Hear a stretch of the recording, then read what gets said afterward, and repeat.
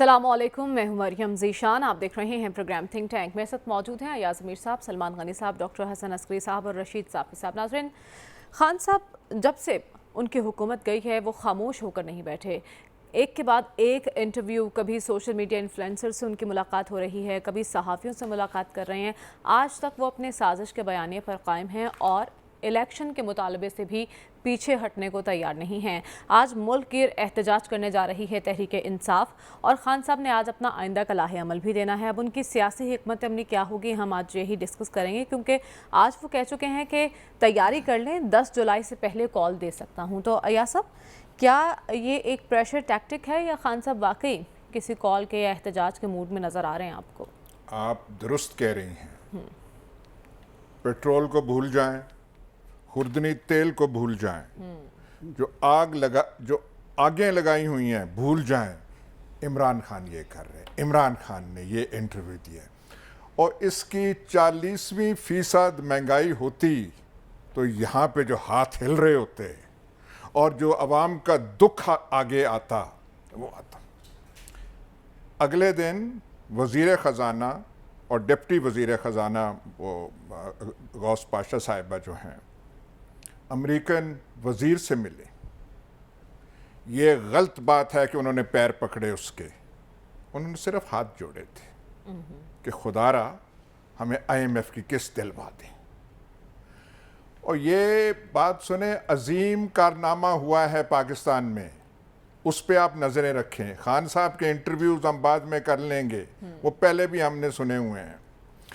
पहले हुआ करता था जैसे लाहौर के और मतलब लाहौर बड़ा शहर है, इसके जो मुख्तलिफ शुरफा नहीं हैं, कोई बट है, कोई अराई है, कोई गुज्जर है, कोई सुनियारा है, वो अलहदा होते थे। हमारे मुल्क के सियासी इंजीनियर, उनकी अज़मत और जहानत को सलाम। उन्होंने सारे भोले सुनियारे इकट्ठे कर दिए, सारे जो FIA के मुश्तबा मनी लॉन्ड्रिंग के, वो जो क्या बेचारा वो मर गया, अगले जहान में चला गया, डॉक्टर रजवान, अल्लाह उसके दर्जात बुलंद करे, कह रहा था कि 3000 से ज़्यादा 4000 सफ़ात पे मुश्तमिल है, वो सब पीछे चली गई है। सारी ज़मानतें हो रही हैं। आज कितना अच्छा दौर है कि रात को दरवाजे इंसाफ के खुल जाते हैं, रियासत मदीना याद आ जाती है, अदले जहांगीर याद आ जाता है। पर यह पूछना रह गया है कि जब मेरे महबूब कायद, जिस पार्टी का मैं रुकन था, सलमान साहब, मैं वफादार रुकन था, मेरे कायद जो थे जब गए थे लंदन तो जमानत किसने दी थी? वजीर आजम पाकिस्तान ने, कि ये आ जाएंगे वापस। ना डॉक्टर बता रहे हैं, ना सलमान साहब बता रहे हैं कि सेहत का क्या हाल है, कब आ रहे हैं। मेरे अजीज जो हैं, जो मेरे कायद के जो फर्जंदान हैं, लंदन बैठे हुए हैं, यहाँ नहीं आ रहे। मेरे दूसरे कायद शहबाज शरीफ, जिसके साथ मैं नहीं था एडवाइज़र, लेकिन मुझे एडवाइज़र का मतलब वो रुतबा दे दिया गया यहाँ पे। माजी को ना बुरा कहें। अच्छा, वो जो है वहाँ पे तुर्की सदर के मेज़ पे आ सकते हैं, अपने महबूब वतन वापस लौट नहीं सकते। वो जो खादमे आला के दामाद, वो जो प्लाजे वाले, वो MM आलम रोड के प्लाजे वाले, जहाँ पे पता नहीं आग कहाँ से भड़क उठी थी, वो जो है वो नहीं यहाँ पे आ रहे। लेकिन मुल्क जो है आसूदा है, सारे वहाँ पे दे दिया है। हमारे मुल्क की तारीख, दरख्शां तारीख में सियासी इंजीनियरिंग के कितने कारनामे हुए हैं, लेकिन सच पूछिए कि ये जो है सबसे बड़ा कारनामा है। और जो आप यहाँ पे इस मुल्क में अब कर रहे हैं, यहाँ 2 महीने में आपने, और हाँ, लेकिन एक नई तारीख रकम हो रही है, जिसमें दुनिया ये जो है थिंक टैंक, ये भी अपना अदना सा हिस्सा अल्हम्दुलिल्लाह डाल रहा है कि वो जो दौर था वो एक सुनहरी दौर था और ये आए तो तबाह कर गए। और 2018 में 2013 से लेके 18 तक एक्सपोर्ट्स हमारी आधे फीसद से कम भी नहीं बढ़ी थी, दिवालिया पे पहुंच चुके थे, करंट अकाउंट $20 बिलियन तक पहुंचा हुआ था। ये जो कहते हैं डॉलर ये था, डॉलर ये था, और इसहाक डार कर्जे लेकर रिजर्व्स आपकी पूरी कर रहा था। मतलब रिजर्व्स पूरी करने के लिए कर्जा जात महंगे लिए जा रहे थे, और हमें ये तारीख आज बताई जा रही है कि वो दौर हम वहां चले जाएं। अब ये महंगाई के खिलाफ खान साहब निकल रहे हैं, उनकी हिकमत अमली आप हमें बता दें। वो कॉल की भी बात कर रहे हैं, वो दे सकते हैं? कॉल इस पोजीशन में है? हिकमत अमली मैं आपको ये बताऊं, एज अ साबिक रुकन ऑफ द नून लीग, खुदा को हाजिर नाजिर जान के मैं कह सकता हूं कि परवेज मुशर्रफ के 8.5 साल दौर में फौजी डिक्टेटर को मेरी जमात के खिलाफ एक आंसू गैस शेल इस्तेमाल नहीं करना पड़ा था। हमने वो मौका ही नहीं दिया था। उस 8.5 साल दौर में मेरी जमात का 1.5 दर्जन आदमी माल पे कभी इकट्ठे नहीं हुए थे। प्रेस क्लब के सामने 20 आदमी मेरी जमात के नहीं इकट्ठे। ये जो कहते हैं पीटीआई के लोग वहां नहीं गए, और आपने इतने टेयर गैस शेल उस दिन फूंक दिए थे कि फौजें थक जाएं, वो टेयर गैस शेल के जो है, उस नून लीग को किसी राना सनाउल्लाह की जरूरत नहीं थी। हम तो जब गए थे जद्दा 100 सूटकेस लेकर गए थे, खानसामे साथ थे, अगर आपको याद नहीं है। और नवाबजादा नसरुल्लाह खान अपना सर पकड़ते रह गए जब एआरडी बन रही थी। पता तब चला, नवाबजादा नसरुल्लाह खान कोठी में बैठे यहाँ पे इस्लामाबाद, पता तब चला कि 100 सूटकेसों के बम और खानसामे वो जद्दा एयरपोर्ट पे उन्होंने सर पकड़ लिया। उन्होंने कहा कि मैंने इतना मुझे नहीं हुआ कि ठीक है। तो ये आप कह रहे हैं कि क्या होगा सबको, बस एक ही नारा रह गया है, वो क्या? मियां दे नारे। ठीक है, सलमान साहब से पूछ लेते हैं ये नारा कब तक गूंजेगा। लेकिन हम अभी खान साहब के एहतजाज पर बात करें। सलमान साहब, हुकूमत के लिए किस हद तक खतरनाक हो सकता है ये एहतजाज? अगर खान साहब सड़कों पर हैं तो कितने खतरनाक हैं हुकूमत के लिए? देखिए, आपका सवाल बड़ा संजीदा है। मेरा ख्याल था कि इसका जवाब आएगा, लेकिन पाकिस्तान की तल्ख तारीख को सामने रखा गया, जिसका बताया गया कि वो ख़ुद उसका हिस्सा थे। बात यह कि मेरा ख्याल इसी तरह हमें तारीख़ अपने नाज़रीन के सामने भी रखनी चाहिए। जहाँ तक खान साहब के एहतजाजी मार्च का सवाल है, या वो एहतजाज के साथ लोगों को सड़कों पे लेके आएंगे, तो एहतजाज जमहूरियत और सियासी अमल का हिस्सा है, और उनकी सियासत शुरू से एहतजाज और एहतजाजी मार्चों के साथ मशरूत रही है। यहाँ तक कि वो धरना सियासत को पाकिस्तान के अंदर शुरू करने के बाद जब हुकूमत में भी आए, तो फिर भी उन पे यही एहतजाज हावी रहा कि अगर वो पाकिस्तान अपनी हुकूमत की कारकर्दगी पर तवज्जो देते और हर आने वाले रोज़ के अंदर अपने मुखालफिन को टारगेट करते नज़र ना आते, तो शायद आज पाकिस्तान के अंदर पाकिस्तान की मुआशी सूरत हाल भी बेहतर होती, ख़ुद उनकी पार्टी भी ज़्यादा मजबूत बुनियादों पर पाकिस्तान के अंदर सरगर्म अमल नज़र आती। अब उन्होंने एहतजाज की कॉल दी है। मैं उस कॉल को इसलिए सपोर्ट करता हूँ कि देखें, कोई पार्टी तो होनी चाहिए जो लोगों के जज्बात और एहसासात की तर्जुमानी का फरीज़ा सर अंजाम दे। कल भी मैंने जिक्र किया था कि आखिर क्या वजह है कि पाकिस्तान के लोगों को भी सोचना चाहिए कि आज से 6 हफ्ते पहले भी यहाँ पर महंगाई मार्च हो रहे थे, और किसके ख़िलाफ़ हो रहे थे? जनाब इमरान खान साहब और उनकी हुकूमत के ख़िलाफ़। इसलिए कि मैं यहाँ पर ये मामला इस तरह खोलना नहीं चाहता। मेरे ख्याल में हमसे ज़्यादा पाकिस्तान के अवाम बाशऊर हैं, और वो ये समझते हैं कि वो किस बुनियाद पर बरसे इक़्तिदार आए थे 3.5 साल के अंदर। मैं हमेशा एक बात कहता हूँ और मैं दोबारा दोहरा देता हूँ कि मैं पूरे वसूख से कहता हूँ कि 73 साल तारीख़ में पाकिस्तान के अंदर अशियाई ज़रूरियात की कीमतें जहाँ पहुँची थी, उस 3.5 साल के अंदर वो दुगनी तिगनी और 4 गुना हुई। उस दौर के अंदर भी महंगाई का दौर था, और आज जो 2.5 माह की हुकूमत है, इसके ख़िलाफ़ खान साहब मार्च कर रहे हैं। किस बुनियाद पर? महंगाई के इशू पर। इसमें कोई शक नहीं कि जहाँ तक खान साहब ने काम छोड़ा था उससे आगे आके शुरू हुआ, और किस बुनियाद पे हुआ? देखिए, बुनियाद क्या है इसकी? बुनियाद है IMF से मुआहदे। अगर पाकिस्तान की हुकूमतों ने पाकिस्तान की मईशत के हवाले से संजीदगी ज़ाहिर की होती, तो पाकिस्तान की मईशत की ये सूरत हाल ना होती। पाकिस्तान के गरीब अवाम इस तरह तड़पते आपको नज़र ना आते, उनकी ज़िंदगियाँ जीरन ना बनती। और ये जो ख्वाब दिखाए जाते हैं, ख्वाब कभी हकीकत नहीं बने। क्यों कर नहीं बने? इसलिए कि आप जिस बुनियाद पर हुकूमतों के अंदर आते हैं, अभी कहा गया कि मार्च और नवाज शरीफ के दौर में। मैं ये सवाल उठा रहा हूँ कि ये जो 2014 में धरना हुआ था, मेरा ख्याल इसमें तो कोई दो राय नहीं, और हमारे मुअज़्ज़ज़ फाजल मेंबर ही यहाँ पर बैठ के कहते रहे कि उसके पीछे कौन था, कि जी कुछ ना कुछ थपकी होती है। अब असल में थपकी की तलाश है। अच्छा। इसलिए पिछले दिनों में जो एक टेलीफोन कॉल हमारे यहाँ डिस्कस हुई, किसने आसफ जरदारी को कहा कि जी मेरा उनसे मामला करवा दें, इसलिए कि जब ये इक़्तिदार का चस्का पड़ जाता है ना, वो चस्का कोई छोड़ने के लिए तैयार नहीं होता। और पाकिस्तान के अंदर अपोजिशन में बैठना कोई गुनाह नहीं होता।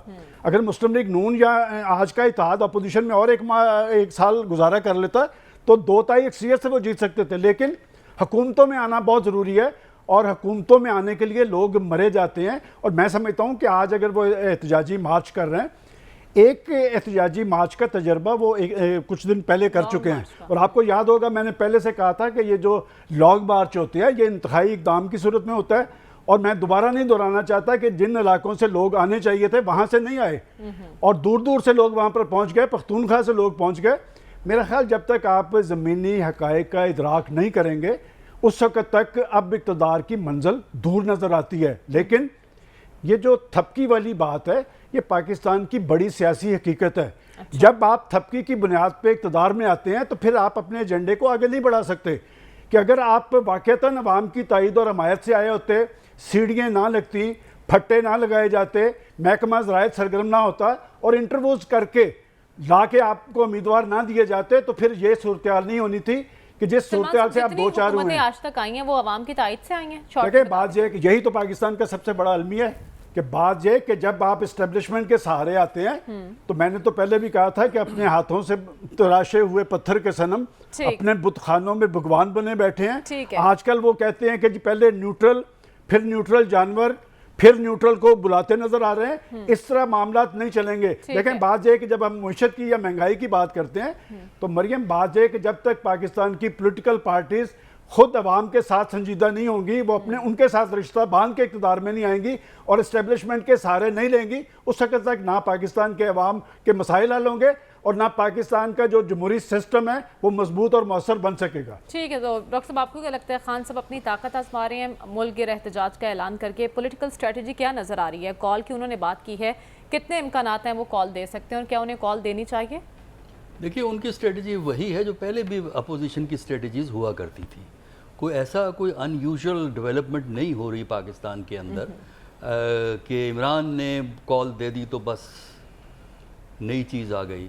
अपोजिशन ये काम करती है, तो हमने इससे पहले भी देखा है। जब पीटीआई पावर में थी उस वक्त भी अपोजिशन ने काम किया, जब पीएमएलएन थी उस वक्त जो भी अपोजिशन थी उसने काम दिखाया।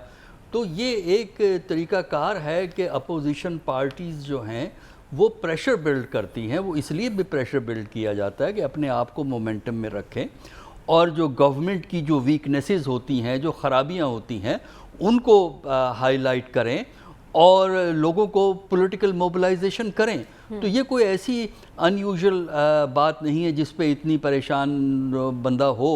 बात ये है कि हुकूमत पे इसका प्रेशर तो है।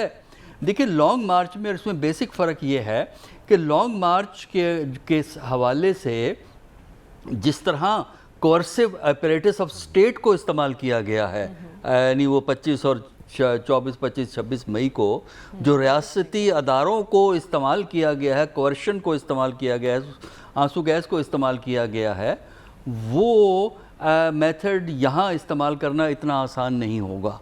क्योंकि वो मुख्तलिफ़ शहरों में हैं और मुख्तलिफ़ शहरों में जो है कोई ऐसा बड़ा हंगामा भी नहीं हुआ, ख़तरा भी नहीं है कि इस्लामाबाद में तो ये ख़तरा लगा रहता है ना कि कहीं वो वहाँ ना पहुँच जाएं जहाँ से ये लोग बैठे होते हैं सरकार के लोग। तो यहाँ तो कोई ख़तरा नहीं है। गुजरात में अगर कोई कर रहा है, कोई चीचों की मलिया में कर रहा है, ज़ाहिर है वहाँ तो ना हुकूमत है ना इक़्तिदार है, बेचारे अवाम हैं जो अपना नुक्ता नज़र पेश कर रहे हैं।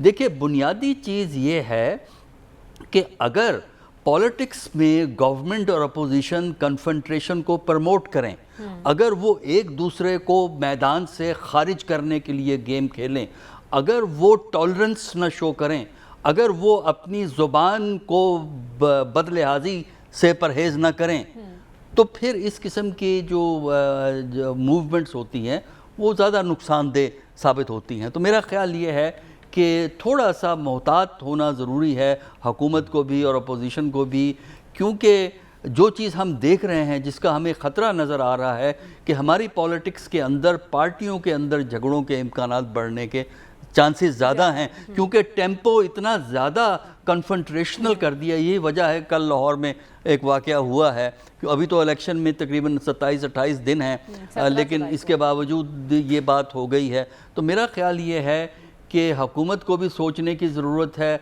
उनमें एरोगेंस ऑफ पावर नहीं होनी चाहिए कि स्टेट हमारे पास है, हम देख लेंगे, कोई आके देखे। और अपोजिशन ये कहे कि हमने सिर्फ एजिटेशन से ही हुकूमत गिरानी है। एजिटेशन से ना पाकिस्तान में हुकूमतें आती हैं ना जाती हैं, ये जहन में रखें। उसके लिए बहुत से फैक्टर्स हैं जिनमें से तस्करा हमने यहाँ किया है। तो इसलिए न पिछली हुकूमतें आई हैं, न पिछली हुकूमतें गई हैं, ना ये हुकूमत गई। इमरान की हुकूमत सिर्फ महंगाई की वजह से नहीं गई, उसमें और बड़े फैक्टर थे। इसी तरह ये हुकूमत जो आई है, जो बैठी हुई है, वो भी कई फैक्टर्स की वजह से आई है। ठीक है, तो साफ़ी साहब, आपको क्या लगता है आज एहतजाज करने जा रही है तहरीक इंसाफ मुल्क, कितना नतीजा खेज हो सकता है ये एहतजाज? जी मरियम, जिस तरह बात की गई कि सबसे अहम बात जो आपके सवाल में मुझे नज़र आए कि नतीजा खेज़ कितनी साबित हो सकती है ये एहतजाजी काल। बजा तौर पर इमरान खान साहब हक़ बजानिब भी है और आवाम भी यही समझती है कि महंगाई बहुत ज़्यादा है और इसके लिए किसी न किसी को तो आवाज़ उठाना चाहिए। और शुक्र है इमरान खान साहब की शक्ल में एक शख्सियत और एक सियासी रहनुमा मौजूद है जो ये आवाज़ और इस नैरेटिव के साथ आज इस्लामाबाद समेत मुल्क के बड़े शहरों में ऑनलाइन से ही, वर्चुअल से ही, लेकिन फिर भी अपना एक नुक्ता नज़र रखेंगे और उसके बाद जो उनका लाहे अमल का भी शायद वो ऐलान करे एहतजाजी तहरीक के हवाले से। लेकिन जो मैं शुरू में मैंने कहा कि ये तहरीक या एहतजाज जो है कितना नतीजा खेज़ साबित होगा, तो इसको थोड़ा सा हमें माजी की तरफ देखना होगा। 2014 में जब खान साहब ने इस्लामाबाद आए और धरना दिया तो उस वक्त इस्टेब्लिशमेंट उनके साथ थी, इदारे उनके साथ थे। उस वक्त मियां नवाज शरीफ साहब जो है उनको इक़्तिदार से अदालती फ़ैसले के ज़रिए उनको अलग किया गया। मरियम नवाज़ साहिबा जो है वो उनको कैद किया गया। उसके बावजूद एक इतनी मौसर एहतजाजी तहरीक धरना जो यहाँ पे जारी रहा इस्लामाबाद में, बड़ी तादाद में उसमें लोगों ने शिरकत की, लेकिन उस धरने का नतीजा नवाज शरीफ साहब या मुस्लिम लीग नून की हुकूमत के ख़ात्मे पर नहीं हुआ और मुस्लिम लीग नून ने अपना टेन्योर पूरा किया और इमरान खान साहब को अपने एहतजाजी तहरीक का जो उनका मंशूर था उसको पूरा किए बगैर वापस जाना पड़ा। इस वक्त भी खान साहब जब मैदान में निकले हैं तो हमने ये देखना है कि इमरान खान साहब का नैरेटिव क्या है। साजिश का बयानिया वो साथ लेकर निकले हैं, महंगाई की दुहाई वो दे रहे हैं, लेकिन हमें भी पता है और देखने वालों को भी पता है कि पाकिस्तान में जो इस वक्त हमारी हुकूमत जो बैठी है या हुकूमतें जो बनती है बिगड़ती है, उसमें अवामी क़ुव्वत के साथ साथ इस्टेब्लिशमेंट का एक बुनियादी किरदार होता है। खान साहब को इक़्तिदार में लाने में भी ये, अब अगर हम बिल्कुल वाज़े अंदाज में ये बात करें तो मेरे ख़्याल में इसमें कोई इतना ज़्यादा मज़ायक़ा नहीं होगा। खान साहब को इक़्तिदार में लाने वालों में भी इस्टेब्लिशमेंट का बहुत बड़ा हाथ था और उनको इक़्तिदार से अलग करने में भी इस्टेब्लिशमेंट का बहुत बड़ा हाथ रहा है। इस वक्त अगर इस्टेब्लिशमेंट चाहेगी तो फिर तो ये हुकूमत इंतहाई कमज़ोर है। आप सब जानते हैं कि 2 वोटों पे कड़ी ये हुकूमत है। मुस्लिम लीग काफ और बाप और MQM में कोई भी अगर एक साइड पे हो जाए तो ये हुकूमत धड़ाम से गिर जाएगी और इनको अपनी मेजॉरिटी साबित करने में बिल्कुल वो कोई मुमकिनात ही नहीं है। तो असम्बलियाँ तहलील हो जाएंगी और इमरान खान साहब का जो नए इंतखाबात का मुतालबा है वो पूरा हो जाएगा। लेकिन बज़ाहिर अगर हम ताल्लुकात की नोयत को देखें इस्टेब्लिशमेंट के साथ इमरान खान साहब के, तो वो इंतहाई हमें ख़राब नज़र आते हैं। इसमें इस वक्त जो ज़्यादा मुस्तहकम हमें नज़र आती है, हुकूमत भी बेबस है और अपोजिशन उससे ज़्यादा बेबस हमें नज़र आती है। अगर इस्टेब्लिशमेंट चाहेगी, इस वक्त सबसे ज़्यादा जो लेवरेज हासिल है वो इस्टेब्लिशमेंट को हासिल है और वो हुकूमत भी अपनी मनमानी नहीं कर सकती और अपनी मर्ज़ी की हुकूमत नहीं चला सकती। और इसी तरह अगर खान साहब चाहे भी तो इस्टेब्लिशमेंट की मर्ज़ी और खुशी और उनको साथ लिए बग़ैर खान साहब अपने तहरीक को ना ज़्यादा देर तक चला सकते हैं, ना उसको कोई नतीजा खेज़ साबित करवा सकते हैं। तो जिस तरह डॉक्टर साहब ने बात की, हमें इस वक्त जो है मुल्क का देखना है, मुल्क की जो हमारी सूरत हाल है उसकी तरफ तवज्जो देनी चाहिए, और सियासी जो हमारे कायदीन है और उनको भी जो है हुकूमत और दोनों को जो है एक जो आवाम की जो असल मसले हैं, महंगाई है या जो यहाँ पे कसाद बाजारी है, अवामी बेचैनी है, उस तरफ हमें देखना चाहिए। लेकिन मुझे इस वक्त जो इमरान खान साहब की तहरीक है, अगर वो काल दे भी देंगे और एहतिजाजी तहरीक को अगर वो प्रोलांग करना भी चाहेंगे तो उसके मुझे नतीजा खेज़ वो मुझे नज़र नहीं आते। खेज़ होती दिखाई नहीं दे रही। हमें प्रोग्राम में आगे बढ़ना और बात करनी है। साबिक सदर आसिफ अली जरदारी दावा कर रहे हैं कि अगली बारी हमारी है। क्या ऐसा ही है? किस बुनियाद पर वो ये दावा कर रहे हैं, इसी पर बात करेंगे इस ब्रेक के बाद। Stay with us.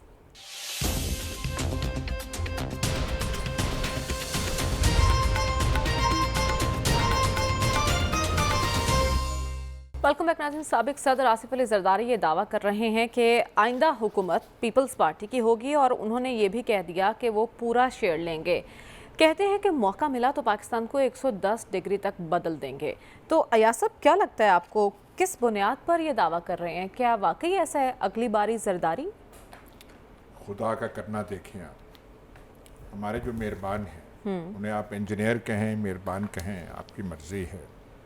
पहले ये हुआ करता था, हम कहते थे ये दो बड़ी जमातें बारी बारी आती हैं, कभी पीपल्स पार्टी की बारी आती, कभी वो। हमारे मेहरबानों का ये कारनामा देखें, इन्होंने ये बारी बारी वालों को मिला दिया है। और ऐसे जैसे आप वो नहर की ज़मीनें अंग्रेज़ों ने बांटी थी ना, कि ये अलॉट तुम्हें है लगारियों को, ये मज़ारियों को, पंजाब और सेंटर उसको दे दिया है, उनको दे दिया है, हमारे जो शरीफजादे हैं, और हिस्सा उसमें थोड़ा पीपल्स पार्टी का है, और सिंध की जागीर जो है पीपल्स पार्टी बमै उसको वो दे दिया है। और आज वो मतलब इस पोजीशन में आगे हैं, वो जिन्होंने खड़े होके कहा था कि हमें तंग करोगे तो हम ईंट से ईंट बजा देंगे, तुम 3 साल के लिए आते हो, हम हमेशा दायमी रहते हैं, वो जो हैं आज यहाँ पे ऐसे हो गए। बहरहाल एक चीज़ नहीं भूलनी चाहिए, मजाकन मैं नहीं कह रहा, पर जो हमारी जमातें थीं, हमसे लोग इकट्ठे नहीं थे होते। ये ख़तरनाक जो रवश इमरान खान की है, एक आवाज़ देता है और कितना खुश हुए, मतलब 1 महीना इस पे गुजारा कर गई है नून लीग और हम नवा के लॉन्ग मार्च फेल हुआ, पूरा महीना गुजारा किया उस पे। आज जब शाम को शो होगा लिबर्टी मार्केट से लेके मुख्तलिफ शहरों में, अब देखिए तो सही, मतलब खुदा का कहर आप देखें कि लंदन जैसे शहर में हमारे कायदीन और बड़े बड़े बंगले, बड़े बड़े क्या ऐसे महंगी जगह पे कोई दुनिया का वज़ीर आज़म साबका या सदर वहाँ नहीं रहता जो हमारा एजाज़ है वहाँ रहने का, लेकिन घरों से बाहर नहीं निकल सकते। यार ऑक्सफोर्ड स्ट्रीट में कॉफ़ी नहीं पीने जा सकते। इसाक डार अपनी मतलब वो जो अजीम मईशत का एक्सपर्ट है, दुनिया उसकी जो है फरमुदात, वो कहती है हाय इसाक डार होता तो हम क्या, हमारी किस्मत बदल, वो बाहर नहीं निकल सकता, डर है कि आवाज़ें कसेंगे, ये कसेंगे। नून लीग का इजलास होता है लंदन में तो उनके छुप के वो मेफेयर में मीटिंग नहीं कर सकते। वो आज तक एटमी राज हमारे कुछ ना कुछ मालूम हो गए, उनके खिलाफ हो गए, आज तक नहीं पता चल सका उन्होंने वो मीटिंग कहाँ पे की। ना जो वाकफान हाल है वो हमें बताते हैं कि ये क्या है। ये देखें, ये जो ट्रेंड है नाकाम हो गई, महीना गुजारा कर लिया। आज देख लेना शाम को, आज तो हमें प्रोग्राम रात के 11 बजे करना चाहिए था, रात के 12 बजे करना चाहिए था, स्पेशल करना चाहिए था, ताकि हम वो पूछ सकें 11-12 बजे फारग नहीं होते। आज देख लेना, फिर होगा, फिर कहेंगे नहीं नहीं, वो बात ये है कि मौसर तहरीकें ऐसे नहीं चलती, और उसने वक्ता कर दिया, इनको समझ नहीं आ गई क्या। वो पंजाब असेंबली हमारा जो है वो अजीज़, वो चीफ मिनिस्टर जो बना दिया ईवान इकबाल में, पंजाब की तारीख पूछ लें डॉक्टर साहब से, कभी ऐसे पहले हुआ है। वो बेचारे वहाँ छोड़, पुलिस वाले सुबह से लेके इस सात वाली वो हमारे सराय वाली सड़क है वहाँ पे वो खड़े हैं, ये तमाशे यहाँ पे लगे हुए हैं। वो कॉल देता है और सारा का सारा वो ये लोग हो निकल जाता आते है। एक इंटरव्यू को 10 दिन पहले देता है और सारा जो है वो हिल जाता है। यहाँ पे वो जो मेहरबान परेशान, इंजीनियर परेशान, अच्छा कर बैठे हैं सारा कुछ, आगे कुछ समझ नहीं आ रही कि क्या है। ठीक है, यानी आगे सब बस परेशान राना सनाउल्लाह और उसके वो टेर गैस शैली रह गए हैं। ठीक। यही आंसर है, बाकी तो जवाब है कोई। ठीक है, बाकी जवाब सलमान साहब से ले लेते हैं। सलमान साहब, अयाज साहब तो कह रहे हैं सभी परेशान हैं, लेकिन हम आसिफ अली जरदारी के बयान की बात करें, ये कितना परेशान कुन है? क्या ऐसा हो सकता है जो वो दावा कर रहे हैं? वैसे वो ब्रेक के दौरान एक अच्छा फिक्रा आया था कि पीटीआई का केस लड़ने के बावजूद मुझे पीटीआई करीब से अच्छी नहीं लगती। मेरा ख्याल हम सियासतदानों के कॉल और फेल का कहते हैं, तो हमें जुर्रत से बात करनी चाहिए। जहाँ तक कि आसिफ जरदारी साहब ने ये कहा कि ये कई बातें अगर मैं जिक्र करता फिरूं तो बात कहाँ से कहाँ पहुँच जाएगी। बात यह है कि जहाँ तक आसिफ अली जरदारी साहब ने हुकूमत आने की बात की है, तो सबसे बड़ी हकीकत यह है कि ये हुकूमत आसिफ अली जरदारी साहब की है। अच्छा। मैं पहले भी ये कह चुका हूँ कि ये प्रोजेक्ट दरअसल आसिफ अली जरदारी साहब का, जिसमें तमाम जमातें शामिल हुई हैं। लेकिन बात यह है कि पीपल्स पार्टी पाकिस्तान की सबसे मौसर पार्टी रही है। आखिर क्या वजह है कि एक कौमी पार्टी जो है वो एक सूबे तक क्यों कर महदूद हुई थी? मेरा ख्याल पीपल्स पार्टी को इस बात का जायज़ा लेना चाहिए। और अब आसिफ अली जरदारी साहब ने यह भी ऐलान किया है कि वो पंजाब में बैठेंगे, तो पंजाब में उन्हें बैठना चाहिए। पंजाब ने पीपल्स पार्टी के क़याम के बाद सबसे ज़्यादा सपोर्ट पंजाब से मिली थी, जुल्फ़िकार अली भुट्टो साहब को, बेनज़ीर भुट्टो शहीद साहिबा को। आखिर क्या वजह है कि पंजाब उनसे मुतनफ़र हुआ? और अब आने वाले इंतखाबात के अंदर पीपल्स पार्टी की हैसियत क्या होगी? वैसे तो इस ज़िमनी इंतखाब में मेरा नहीं ख्याल कि कोई पीपल्स पार्टी का उम्मीदवार है। अच्छा। लेकिन जब पोलिटिकल पार्टीज़ अपने आप को अवाम के इश्यूज़ के साथ मुंसलिक करेंगी और चोर दरवाज़ों पे निसार नहीं करेंगी। देखें, पाकिस्तान की सियासत का बड़ा अलमिया ये है कि पाकिस्तान की पोलिटिकल फोर्सेस बिलाखिर हुकूमत में आने के लिए वही चोर दरवाजे इस्तेमाल करती हैं। इसीलिए तो ये अभी जो बात की गई है कि इमरान खान साहब कि उनके जलसे होंगे बड़े, लेकिन आखिर क्या वजह थी कि हमें यहाँ पर वाकफान आल ने बताया कि महकमा ज़राअत ने किस तरह इंटरव्यू किए, फट्टे लगे, सीढ़ियाँ लगी। ये तब लगती हैं जब आपके पास उम्मीदवार नहीं होते, आपको उम्मीदवार मिलते हैं। मैं समझता हूँ कि आज की बड़ी बात यही होनी चाहिए कि पीपल्स पार्टी के लीडर ने अगर ये बात कही है कि वो दोबारा इक़्तिदार में आने के ख़्वाह हैं, तो इस वक्त जिस इक़्तिदार में है, जो इक़्तिदार उनकी वजह से पाकिस्तान की पोलिटिकल पार्टीज़ को मिला है, तो वो अपने आप को जवाबदेह बनाएं। आज अगर हम ये कहते हैं कि 3.5 साल में इमरान खान साहब की हुकूमत डिलीवर नहीं कर पाई और उनके दौर के अंदर महंगाई, बेरोज़गारी, गुर्बत और डॉलर जो बेलगाम हुआ था, तो आपके 2.5 साल के अंदर क्यों कर ये सूरत हाल बेहतर नहीं हुई? इस सूरत हाल का जायज़ा लेना पड़ेगा। और अगर पाकिस्तान के अंदर पोलिटिकल पार्टीज स्ट्रॉन्ग होती तो फिर ये सूरत हाल ना होती। कि देखें, एक क्रेडिट मैं पहले भी इमरान खान साहब को दे चुका हूँ कि माजी के अंदर पॉलिटिकल फोर्सेस पे मुश्तमिल अपोजिशन के अलायंस बनते थे। पहली दफ़ा पाकिस्तान की सियासी तारीख में हुआ है कि हुक्मरान अलायंस है और एक पार्टी अपोजिशन में है। लेकिन अब भी खान साहब अपनी सारी तवज्जो इस एहतजाज पे मरकूज करने की बजाय ज़रा अपनी तंजीम साजी पे करें। बात यह कि हर 3 माह के अंदर अगर आप लीडरशिप तब्दील करेंगे, हमारा भाई शफकत महमूद साहब बहुत रीजनेबल आदमी है, मैं हमेशा उनकी तारीफ करता था। वो बेचारे बीमार होकर हॉस्पिटल गए हैं, आपने वहाँ पर उनकी जगह पे नया बंदा लिया है। ये लोग स्ट्रगल करते हैं। और बात यह कि जब आप अपने साथियों को इज्जत और एहतराम नहीं देंगे और उन पर भी सियासी अफसरान की तरह यही तलवार लटकती रहेगी कि किसी वक्त भी उन्हें तब्दील किया जा सकता है, तो फिर पाकिस्तान की पॉलिटिकल पार्टीज भी मजबूत नहीं होगी। और फिर जो अभी जिक्र किया गया है कि जी आज रात बड़ी तादाद में लोग निकलेंगे, मैं चाहता हूँ लोग निकलने चाहिए। बात हुकूमतों पर प्रेशर आना चाहिए। और महंगाई, बेरोजगारी, गुर्बत, पसमानदगी और ये जो हमारे रुपए का जो हाल हुआ है क्यों कर हुआ है। और फिर बात यह है कि अगर आपने मईशत को बेहतर बनाना है और आगे की तरफ चलना है, तो फिर IMF पे निसार करने की बजाय अपने वसाइल पे निसार करें। पाकिस्तान वसाइल से मालामाल मुल्क है। बदकिस्मती ये है कि हमारी अशराफिया वो तो दिन ब दिन उनके हालात बेहतर से बेहतर होते जा रहे हैं और पाकिस्तान के अवाम जो है वो दिन ब दिन उनकी सूरत हाल अबतर होती जा रही है। दोस्त तुम जिसके दुश्मन उसका आसमां क्यों। ठीक है डॉक्टर साहब, आपको क्या लगता है आसिफ अली जरदारी साहब के बयान से? वो कहते हैं कि पूरा हिस्सा लेंगे, ऐसा मुमकिन है? देखिए, आसिफ अली जरदारी जो है ना, एक हद तक ऑप्टिमिस्टिक इंसान है, तो इसलिए वो इस किस्म की स्टेटमेंट दे के लोगों को परेशान भी करते हैं। अपने बंदों को हौसला अफजाई होती है कि हमारा लीडर जो है बड़े अच्छे इरादे रखता है, और जो दूसरे लोग हैं वो फिर सोचते हैं, बहस करते हैं कि ये क्या मतलब है इस स्टेटमेंट का। देखिए, अगर आसिफ अली जरदारी साहब का मतलब ये है कि वो पाकिस्तान में कोई लीड रोल फेडरल लेवल पे अदा करेंगे, तो इसमें फिर पीपल पार्टी को बहुत सी अपने अंदर तब्दीलियां करनी पड़ेंगी। पहले तो ये है कि जो प्रेजेंट पार्टनरशिप है PMLN के साथ, उस पार्टनरशिप में रह के तो भूल जाएं कि उनको कोई लीड रोल मिल सकता है।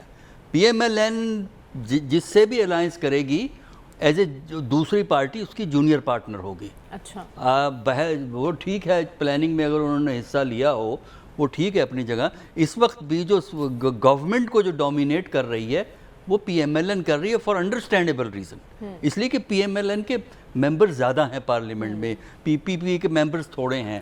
तो फ़िलहाल तो हमें पंजाब के अंदर कोई ऐसी सिचुएशन नज़र नहीं आती कि PPP कोई तब्दील कर देगी सूरत हाल को। और वैसे भी लाहौर में बैठने की बात नहीं है, बात यह है कि अगर आप महलों में बैठेंगे लाहौर में आके तब कुछ फ़र्क नहीं पड़ता। ज़रूरत इस बात की है कि पीपल पार्टी अवाम के पास जाए और कुछ नई सोच लेकर आए।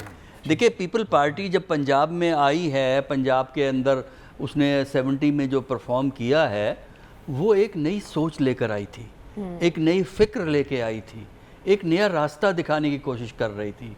तो अगर तो इस किस्म की थिंकिंग पीपल पार्टी पैदा कर सकती है, पहले तो इनको साथ छोड़ना पड़ेगा PMLN का। अच्छा। क्योंकि PMLN लीड पार्टी है, वो पंजाब में लीड पार्टी रहेगी।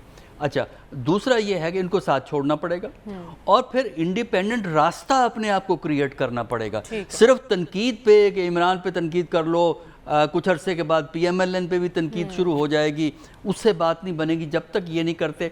दूसरा ये है कि सिंध में ठीक है बड़े तवील अरसे से हुकूमत चल रही है, लेकिन अवामी मसाइल को हल करने में सिंध में भी कोई ऐसी आउटस्टैंडिंग परफॉर्मेंस नहीं है जिसकी बुनियाद सिर्फ बातों से काम नहीं चलेगा, अमली इक़दाम दिखाने होंगे और उसकी मिसाल आप सिंध से दे सकते हैं। लेकिन साफ़ी साहब, जैसा कि अभी डॉक्टर साहब ने कहा, क्या ये बयान आसिफ अली जरदारी साहब का कारकुनान की हौसला अफजाई के लिए है या अपनी दिल की तसल्ली के लिए, इसका हकीकत से कोई ताल्लुक है? जी, इस बयान के मेरी नज़र में दो पहलू है। अगर जरदारी साहब PDM के साथ जो इस वक्त उनकी सियासत चल रही है, इस तनाजुर में बात कर रहे हैं कि मुस्तकबिल में वो उनका ये प्लान है कि शायद अगर जब नए इंतखाबात होंगे उसमें PDM एज इंतखाबी अलायंस के तौर पे सामने अगर आती है, तो ऐसे में तो कुछ इम्कानात पैदा हो सकते हैं। लेकिन अगर जरदारी साहब सोलो फ्लाइट लेते हुए अपनी इस ख्वाहिश को अमली जामा पहनाएंगे तो ये तकरीबन नामुमकिन है। अब इस पे थोड़ा सा अगर हम, और जो शेयर की बात की गई है, आपने शुरू में जो जिक्र किया कि जरदारी साहब अपना पूरा हिस्सा इस वक्त मानते हैं, लाहौर में बैठ के उन्होंने ये बात कही है, तो इस बयान को मैं इस तनाजुर में देख रहा हूँ जिस तरह हमने पहले भी इस प्रोग्राम में एक दफ़ा जिक्र किया था कि मुस्लिम लीग नून को इत्तेहादी हुकूमत का तजुर्बा नहीं है। तो शायद पंजाब में जो जरदारी साहब की पार्टी के साथ जो वादे वईद किए गए थे, वो हिस्सा जरदारी साहब के बकौल उन्हें पूरा नहीं मिला। तो ये एक शिकवा भी हम कह सकते हैं, एक मैसेज भी हम कह सकते हैं कि मुस्लिम लीग नून को जरदारी साहब देना चाहते हैं। अब आते हैं, अगर PDM के प्लेटफार्म पे इंतखाबी अलायंस बनता है और नए इंतखाबात किसी मरहले पे होते हैं और इसमें ये तमाम जमातें यानी पीपल्स पार्टी, मुस्लिम लीग, JUI और इस किस्म की बाकी जो जमातें मिल के अगर इंतखाबात लड़ेंगी, तो इवन पंजाब में भी एक पीपल्स पार्टी को कुछ ना कुछ फ़ायदा हासिल हो सकता है। अगर काफ लीग इसी तरह PDM का, काफ लीग का एक हिस्सा चौधरी शुजात साहब की क़यादत में जो है अगर PDM ही के साथ रहता है तो उस सूरत में फ़ायदा हासिल कर सकता है। और जनूबी पंजाब में आप बेहतर जानते हैं कि पीपल्स पार्टी का वोट बैंक इस वक्त मौजूद है। सिंध तो वैसे भी पीपल्स पार्टी का जो शहरी सिंध के अलावा जो सिंध है वो पीपल्स पार्टी की गिरफ्त में इस वक्त भी है। सिर्फ कराची और हैदराबाद में थोड़ी सी उनकी सूरत हाल गैर मुस्तहकम है, लेकिन हम ये नहीं कह सकते कि वहाँ पे MQM की जो तकसीम दर तकसीम वहाँ पे हुई है उसकी वजह से जो खला पैदा हुआ है उसको कौन पुर करेगा। लेकिन सिंध के हद तक हम ये कह सकते हैं कि आने वाले दिन में पीपल्स पार्टी बदस्तूर वहाँ पे मुस्तहकम रह सकती है। अब KP की तरफ अगर हम आएँ तो यहाँ पे पीपल्स पार्टी को हराना सिर्फ पीपल्स पार्टी के लिए नहीं है, तमाम सियासी जमातें जो इस वक्त पाकिस्तान की मौजूद है, एक बहुत बड़ा आप ये कहना चाह रहे हैं कि काम करना होगा, इक़दामात से ही आपको वोट मिलेगा, वरना दिल की तसल्ली को ख्याल अच्छा है। वापस आएंगे इस ब्रेक के बाद, स्टे विद अस।